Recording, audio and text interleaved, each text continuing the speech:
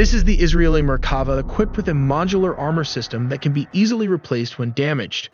Notably, it stands as one of the few tanks with an engine positioned at the front to enhance protection. When the driver turns the steering wheel to the left, it disengages the clutch on the left track, causing it to slow down, while the right track continues to move at a constant speed. This variance in track speed results in the tank turning to the left. We will also be looking at the step-by-step process of firing this tank, with the gunner squeezing the trigger to fire the Lahat missile system. This missile is capable of tracking and destroying enemy's tank using a laser seeker. To ensure impartiality, we will also examine the pros and cons of this tank in this modern battlefield, so stay tuned and don't miss a beat. This formidable tank boasts an impressive length of approximately 9.04 meters, which is roughly equivalent to 29 feet. In terms of width, it spans about 3.72 meters, although when the trophy edition is taken into account, its width extends to around 4.34 meters or roughly 14.2 feet, standing at a height of approximately 2.66 meters. To gain a better understanding of the tank's dimensions, it's helpful to compare it to a person in some iconic tanks. For reference, an average person typically stands at around 1.7 meters tall, which underscores just how imposing this tank is. When compared to other renowned armored vehicles such as the German Leopard tank, the T-90, and the highly popular Russian T-72 tank, the distinctiveness of its size and presence becomes even more evident. Let's not forget to mention the American Abrams, which uses a jet engine, and the Russian T-14 Armata tank for a more comprehensive comparison. This is one of the most unique main battle tanks, as it has the ability to carry up to 6 infantry soldiers. Yes, you read that correctly, 6 infantry soldiers. Meanwhile, it maintains a crew of 4, a configuration similar to other main battle tanks. This brings to a total of around 10 people in a main battle tank, which is almost similar to a Bradley fighting vehicle. Now let's examine the tank's features, starting from the front. At the forefront, you'll notice the impressive 120mm smoothbore gun.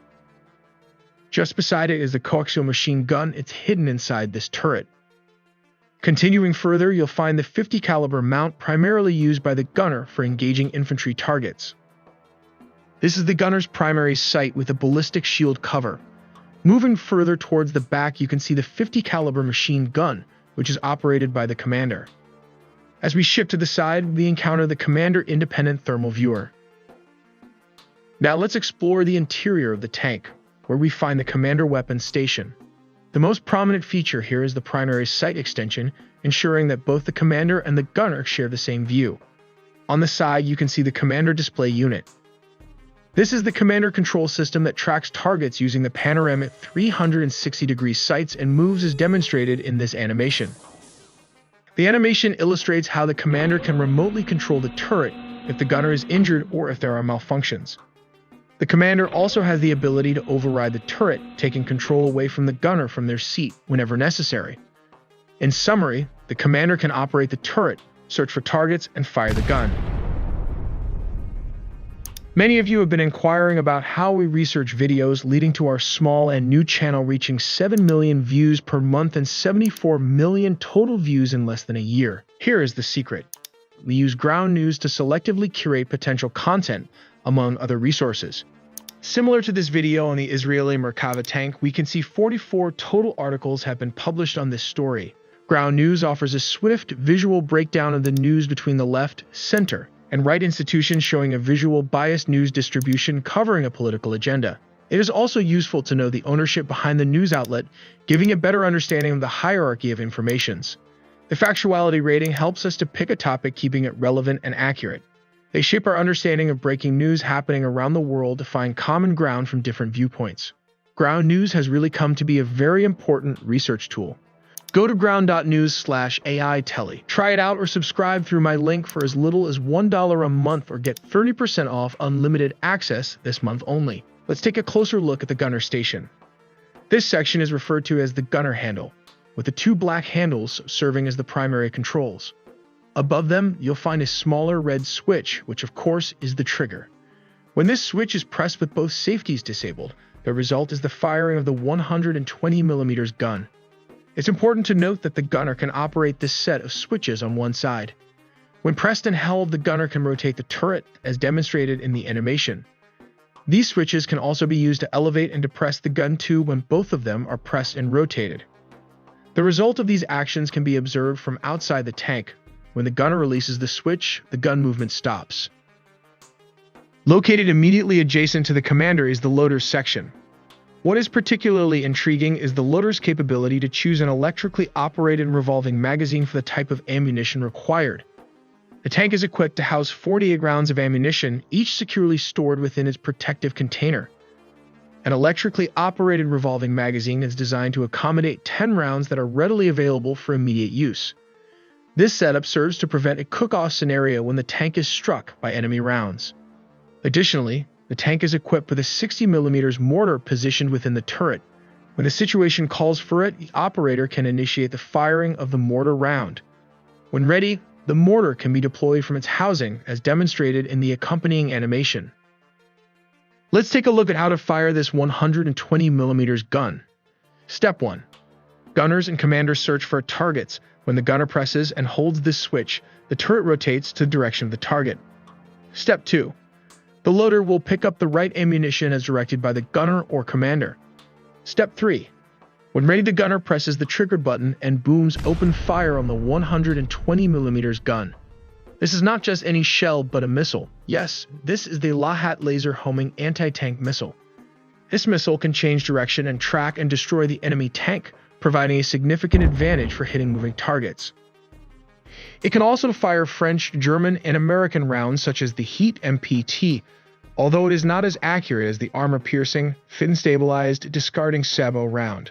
When fired, the round reaches the target and detonates, creating a molten metal hypersonic jet capable of destroying or penetrating around 600mm of rolled homogeneous armor. This heat round has a range of 2,600 meters or 1.6 miles.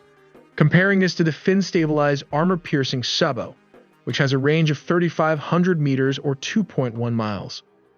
Let's examine the major differences between the two. Modern armor-piercing, fin-stabilized, discarding sabot rounds are designed for one specific purpose: to destroy tanks. On the other hand, the heat round, while not the preferred choice for heavily armored main battle tanks, it might be highly effective against lightly armored vehicles. This visualization shows an armor-piercing, fin-stabilized, discarding sabot round leaves its protective casing and can potentially penetrate right through a lightly armored vehicle. This is the Merkawa Tank's countermeasure system, also called the Trophy. The Trophy kit extends from the side of the turret, adding nearly 1 feet or 300mm to the sides. It is equipped with 4 radars located in the front and back. This covers a full 360-degree perimeter, using a processor and onboard computers to locate and track incoming threats. Let's see how this system works. Number 1. The radar detects and classifies incoming targets. Number 2. The system tracks threats, computes intercept parameters, and transmits alerts to the crew. Number 3. If the threat poses a danger, the countermeasure engages to neutralize it, keeping it away from the protected zone. To counter anti-armor piercing rounds, they heavily rely on a modular armor system. Inside this composite armor cross-section, space plates are sandwiched together. When damaged, the parts can be easily replaced, as shown in this animation. This includes all sides of the turret. Speaking of crew protection, they went even further by placing an engine in front of the tank, all in the interest of protecting the crew. Interestingly, this is a German V12 diesel engine rated at 1,500 horsepower. The engine compartment and 1 fuel tank are located at the front of the tank, with 2 more fuel tanks at the back. The electronically controlled transmission has 5 automatic forward and multiple reverse gears for ease of operations. Just a reminder, the Israeli Merkava is one of the few tanks that have front drive sprockets because of the forward placement of the engine. Now let's focus on the operation of the tank. These are the controls used for maneuvering. Moving forward, you'll find the accelerator and the brake, which function similarly to those in a car. To set the tank in motion, the driver uses the accelerator. To bring the tank to a halt or decrease its speed, the driver applies the brake pedal. Here comes the intriguing part, the steering. Using these controls will turn the tank either to the left or the right. When the driver turns the steering to the left, it disengages the clutch on the left track, causing it to slow down, while the right track continues to move at a constant speed. This variance in track speed results in the tank turning to the left. The same principle applies when turning the tank to the right. The driver turns the steering just like this animation. This action disengages the clutch on the right track, causing it to slow down, while the left track maintains a constant speed, thus turning the tank to the right. This engine can power the tank to speed of up to 64 to 70 kilometers per hour, which translates to around 43 miles per hour.